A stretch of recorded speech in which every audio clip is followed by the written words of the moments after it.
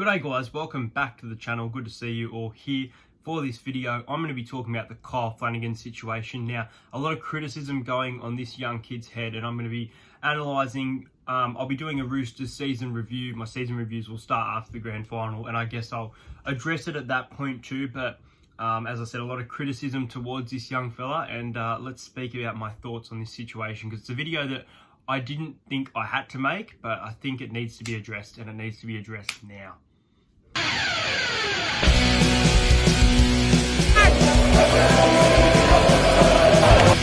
Cheers, bro.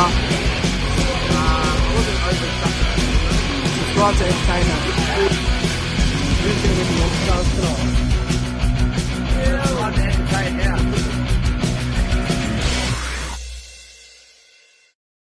So the Sydney Roosters are a very successful club in the NRL era, and before this video starts, I think that Trent Robinson is one of the best coaches in the NRL now. The thing about the Roosters is that they don't really adapt young talent, in my opinion. They actually buy experience. Your Josh Morris, Mitchell Orbison was there the whole time, so that was someone that I guess they bred into a fantastic player. But at the same time, they bought James Tedesco from the West Tigers. I just think that they need to develop their young more. That is my personal opinion, and there definitely is some players that they do that with, but they need to do it more. But they are a very successful club in what they do. Now, there's a lot of criticism towards their number 7, who this video is mainly about, and that is Kyle Flanagan. Now, Kyle Flanagan was, by some, which I think is just ridiculous, expected to be the next Cooper Cronk, fill this void that the Sydney Roosters... Now, the Sydney Roosters have gone back-to-back. They've done that. Fantastic job. They've also won the World Club Challenge, which I think was back-to-back as well, if I'm not mistaken. And Kyle Flanagan played in that game. Now, Kyle Flanagan came from the Cronulla Sharks. I think from memory, he played about 10 first-grade games. So you're putting a lot of trust in someone. You're putting your faith, your trust, and I can understand that this is a first-grade footballer, and you want them to do their best. Now, Kyle Flanagan, throughout the season, he had an up and down season. It was good though. The goal kicking, he consistently stayed always within the top 5. I never saw a moment where, and that does go off the back of the Roosters' attack and high scoring points, but I just think there's a lot in his game that he can work on, but at the same time, there's development and room to work with someone like Luke Keary. Now, Luke Keary, for me, has had a good season, but not as good as I thought it would be. Out of the halves, Flanagan has probably played more games due to the Keary concussion situation. I'm pretty sure Kyle Flanagan has not missed... he's missed one game where he was dropped, and I think Lachlan Lamb or Brock Lamb, one of those two, came into the side, but he's been quite consistent for the most part all year. Now, the issue going on is that the Roosters obviously were knocked out by the Canberra Raiders, and during that time, a lot of criticism towards the way that Kyle Flanagan played. Now, Kyle Flanagan played through injury. He had an injury. He went off, came straight back on refreshed. Not sure what they did to fix the injury, whether it was a needle, like a stimulant, whatever it was, but something to help him play. Now, yes, the run meters were bad. Yes, the missed tackles were bad. How can you expect someone who's had 10 games of NRL, no finals experience, and then a full season with the Sydney Roosters, yeah, they're a successful club, to just play their best footy? You can't, especially through injury. The fact that he sacrificed to go back on the field, he could have stayed off and said, this isn't the right call for me, did everything for this club. Now, the Sydney Roosters have come out and they've said that Kyle Flanagan will be probably not at the club next year, and definitely not from 2021.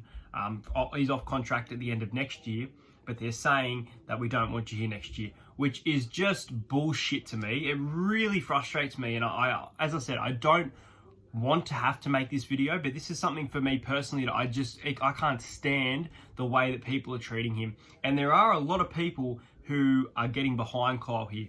Your Gus Gould, your Andrew Johns, because the criticism has been hard. Now, I'm not sure if this is Trent Robinson or if this is members of the Roosters or who this is, but it needs to stop, because this is a poor young kid who's got a lot of talent and a lot of potential. As I said, he was scoring tries throughout the season individually, and he was a good running half. He'd done his job for the Roosters. Obviously, the Roosters did not have the season that they planned, with them wanting to commit a three-peat, but you can't expect someone as young as Kyle Flanagan, who's just coming through the league, kind of like your Dylan Brown, who you've seen glimpses of, then they come into first grade, they look amazing, and they're up and down, but at the same time, he's more up than down in my opinion. Now, Canterbury Bulldogs are showing a lot of interest in him. Whether Canterbury can get back to their best, I'm not sure.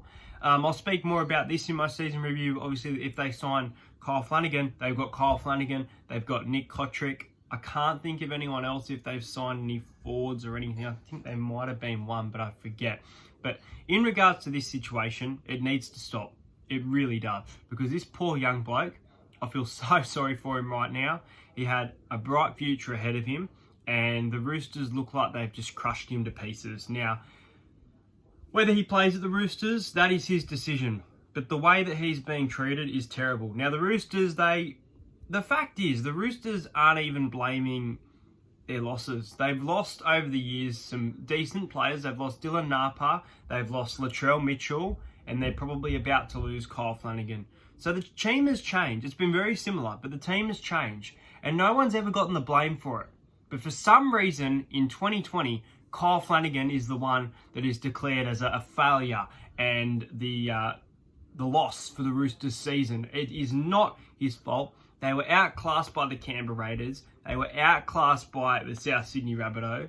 And I just think the club at the moment is quite disgraceful in this regard. Whether they have a salary cap or not, that's a completely different story. Who knows, they might even get... They're talking about getting Mitchell Pearce now. So they're talking about getting a Mitchell Pearce to the Sydney Roosters once again after rejecting him. So they're rejecting players and bringing them back. So maybe they'll do the same thing with Kyle Flanagan in a couple of years. But the whole Flanagan situation, for my opinion, is being terribly handled. This poor young kid has done his best all season. As I said, the goal kicking has been outstanding for the most part. He's been a shock for me. Now, at the start of the year, I didn't expect him to be the best of the best. And I said, this guy's not the next Cooper Cronk. People need to be aware of that. But he's going to have a good season. He's not someone who is overrated. He's just someone coming through the league who's trying his best. And that's what we've seen from him all year. So for this criticism to happen, it's really sad to see in our game. But I'll probably wrap this up there, but that's my thoughts on the situation. Whether Kyle goes to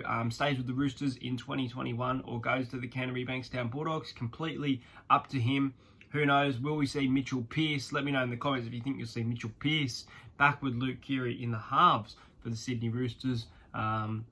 If you want to comment your Roosters prediction for 2021, if they have a different side, if they're back to premiership material without Kyle Flanagan, what your opinion on the situation is. And look, if you're going to be harsh in the comments, I'll read your comment.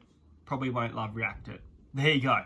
But at the same time, criticism to be taken on board. This play wasn't good, that play wasn't good, good coaching style from Trent Robinson. But whether it's Trent or who it is who's handling this situation, I feel sorry for Kyle Flanagan, and I wanted to make this video to put it out there in my personal opinion. Thanks for watching this video, guys. I hope you guys enjoyed it. Bit of a personal, heartfelt one rather than my tips or a stream or something, which I'll try and get back to doing a live stream Q&A in the next couple days for you guys. Hope you enjoyed this. Make sure you like and subscribe to the channel, and I'll see you guys later.